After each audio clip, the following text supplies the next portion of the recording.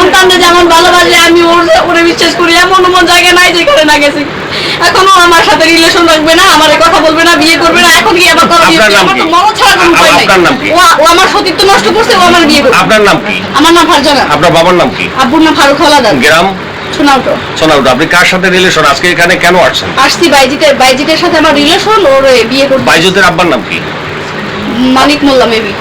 আচ্ছা, তাহলে ওই আপনি এইখানে আসছেন কোন সময়? কালকে দুপুরে কি জন্য আসছেন? আসছি বিয়ের দাবিতে। আপনার সাথে তার সাথে কতদিনের সম্পর্ক 2 ছিল? বছরের। 2 বছরের। হ্যাঁ। আপনাদের সাথে কোন জায়গায় দেখা হয়েছে বা কোন কোন জায়গায়, স্থানগুলো একটু বলেন। কুয়াকাটা দেখা হয়েছে, তারপর যে বাইজিতের বড় মামা তার বাসায় দেখা হয়েছে। প্রয়োজনে কুয়াকাটার ভিডিও ফুটেজ আপনি নিতে পারেন, সিসিটিভি ফুটেজ। আর হচ্ছে এরকম মানে আর ওর বাসায় আমার দেখা হয়েছে। আমারে ও ঢাকার বাসায় নিয়েছিল। কতদিন ছিলেন সেখানে? সেখানে একদিন ছিলাম। ধরেন আমি 2টায় গেছি, 5টায় বের হয়েছি। ওর সাথে একত্রে কতদিন ছিলেন?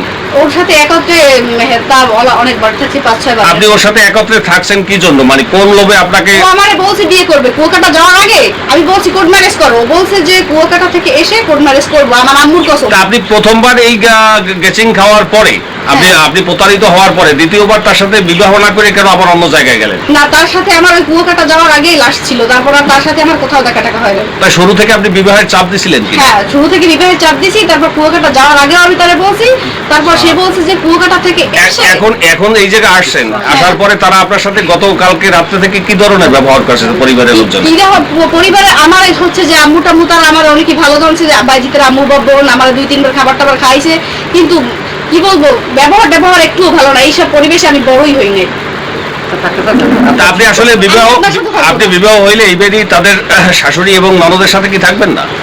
হ্যাঁ, আমার বাইজি যেখানে রাখে ওইখানে থাকবো। সে যদি এই জায়গায় রাখে তাহলে আপনি কেমনে এখানে থাকবো? আপনি যেহেতু আপনার শ্বশুর বাড়ির দাবিতেই আসছেন, যেহেতু আপনার শাশুড়ির নামে বিরোধিতা করলে তো আপনি সেখানে থাকতে পারবেন না। না, আমি তার নামে বিরোধিতা করি নাই।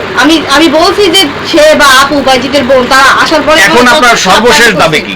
সর্বশেষ দাবি আমারে বিয়ে করতে হবে। যে কোনো কিছু বিয়ে না করলে আমি এখানে বসে আত্মহত্যা করবো।